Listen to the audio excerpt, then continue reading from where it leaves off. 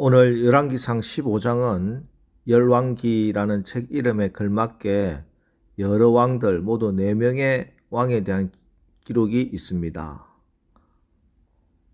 먼저 앞부분 1절에서 24절까지는 남유다의 아비야 왕과 아사 왕에 대한 기록이고, 후반부 25절부터 34절까지는 북이스라엘의 나답 왕과 바아사 왕에 대한 기록입니다.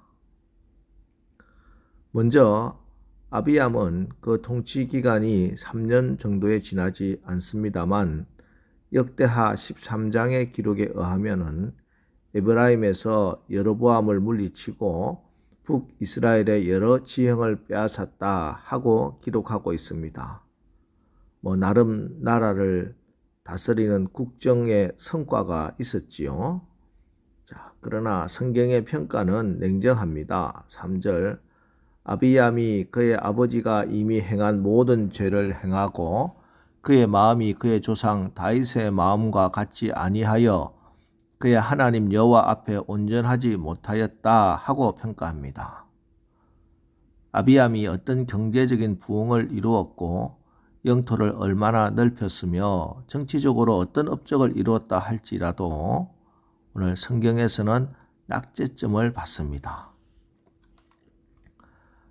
다음에 유다왕 아사는 41년을 다스렸으며 통치말 마지막 3년은 발에 든 병으로 인해 아들 여호사밧과 공동 통치를 합니다. 그는 재임 기간 동안 성전의 남창들을 제거하였고 우상을 없앴으며 어머니가 우상 숭배한 책임을 물어 태후의 위를 폐하며 하나님을 향한 온전한 마음을 표현했습니다. 그런데 사실 그는 아버지 아비암처럼 나라를 부강하게 만들지는 못했습니다. 북이스라엘 왕 바아사에게 밀려서 스스로 힘으로 북이스라엘을 견제하지 못해 다메섹의 벤하닷에게 많은 재물을 바치기도 했습니다. 그럼에도 오늘 성경은 그가 훌륭한 왕이다 이렇게 평가를 합니다. 그 다음에 오늘 본문은 북이스라엘의 왕으로 옮겨서 기록을 하고 있는데, 먼저 여로보암의 아들 나답입니다. 22년 동안 통치한 아버지 여로보암과는 달리 나답은 2년밖에 통치를 못했고 바아사에게 암살을 당합니다. 북이스라엘에 암살당한 7명의 왕 중에 처음으로 암살당한 왕이 된 것이죠. 그가 암살당한 이유는 아버지 여로보암의 죄를 답습했기 때문이며, 이 나답을 시작으로 북이스라엘은 끊임없는 반란과 암살이 이어집니다. 이어지는 왕 바아사는 나답뿐만 아니라 여로보암의 집안을 전멸시키는데, 성경은 이것이 선지자 아히야를 통해 여로보암에게 선포하신 하나님의 말씀이 이루어진 것이다 하고 말씀합니다.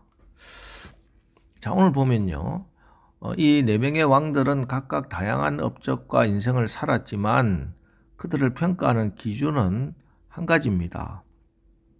아비암은 3절에 그의 하나님 여호와 앞에 온전하지 못하여 이렇게 기록하고, 아사 왕은 5절 평생에 여호와 보시기에 정직하게 행하고, 또 11절 여호와 보시기에 정직하게 행하여. 북이스라엘의 나답은 26절에 그가 여호와 보시기에 악을 행하여. 그리고 바아사는 34절에 바아사가 여호와 보시기에 악을 행하되.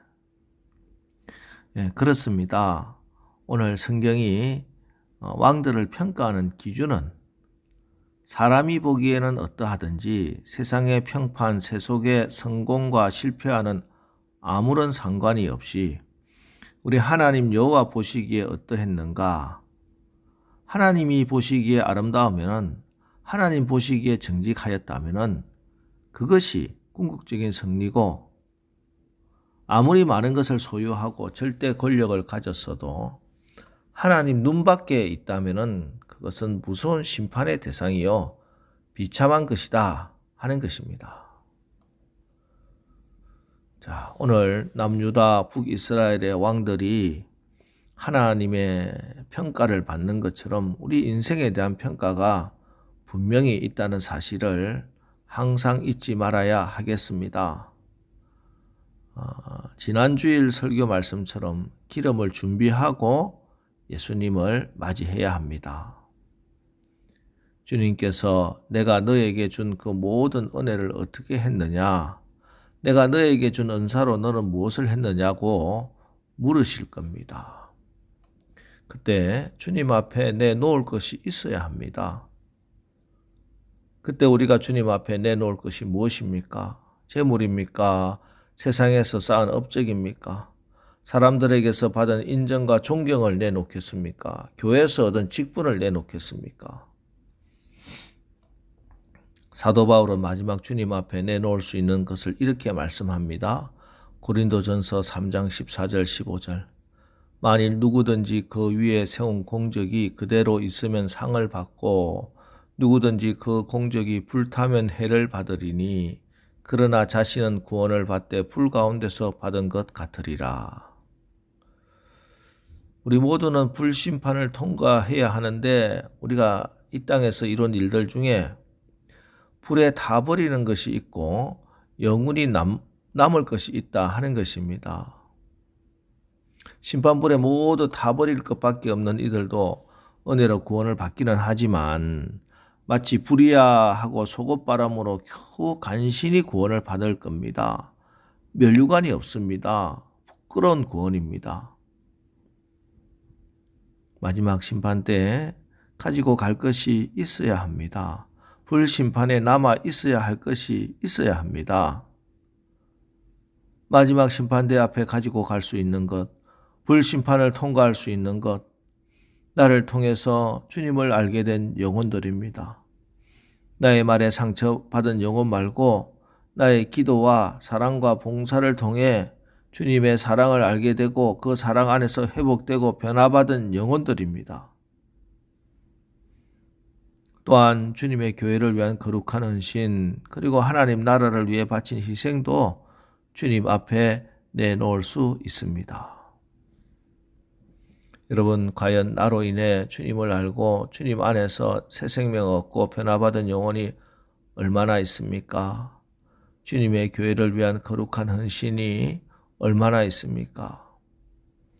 특별히 이 새벽에 중보하며 기도하는 이 거룩한 제사장의 사역은 하나님 보시기에 너무나 귀한 일입니다. 하나님의 대사 김하중 장로님은 기도 리스트 4,000명, 매일 300명을 위해 기도한답니다. 나의 기도를 기다리는 사람을 생각하면은 기도를 멈출 수 없다 이렇게 말씀합니다. 오늘 이 새벽에도 한 사람의 영혼을 품고 신음하며 기도한다면은 그 눈물을 그 기도의 향기를 하나님이 받으시고 반드시 기록하실 겁니다. 그렇습니다. 지금 한 사람의 어린 영혼을 위해 섬기는 것은 곧 주님을 섬기는 것이며 하나님의 나라를 위해 섬기는 것입니다. 또 교회 안에서만이 아닙니다. 동네에서, 직장에서 만나는 사람들을 주님 대하듯 하면 됩니다. 누구를 대하든지 그 사람의 영혼을 위해 섬기는 마음을 가지고 살아가면 마지막 심판대 앞에 설 때 주님께서 너로 인해 변화받은 영혼들을 내가 알고 있다. 잘했다. 착하고 충성된 종아 라고 말씀하시는 놀라운 일들이 있을 겁니다. 결국 늘 말씀 안에서 성령의 인도함을 받으며 오늘을 최선을 다해 살아가면은 우리의 구원이 불을 헤치고 나오듯 겨우 받는 구원이 아니라 잘하였도다 착하고 충성된 종아라는 칭찬과 면류관이 있는 영광의 구원이 될 것입니다. 자, 이제 오늘 말씀을 통해 우리가 주님을 만날 때 주님의 생명책에서 우리의 이름을 보시고 또 행위록을 읽으시면서 이는 그 마음이 다윗과 같아서 그 행위가 다윗과 같이 정직하여 하시면서 착하고 충성된 종이라고 칭찬을 받으시고 의의 면류관으로 상급을 받는 오늘 하루 살아가시기를 주님의 이름으로 축원합니다. 기도하겠습니다. 하나님, 오늘 말씀을 통해 우리 인생에 찾아오는 수많은 순간과 상황들은 모두 하나님의 섭리이며 계획임을 알게 하옵소서. 이 모든 상황에서 하나님을 섬기는 종으로 하나님을 예배하는 증인으로 살아가기를 소망합니다. 어떤 상황에서도 우리가 하나님의 말씀 앞에서 평가받는 그날을 기억하며 오늘을 살아가는 지혜를 허락하여 주옵소서.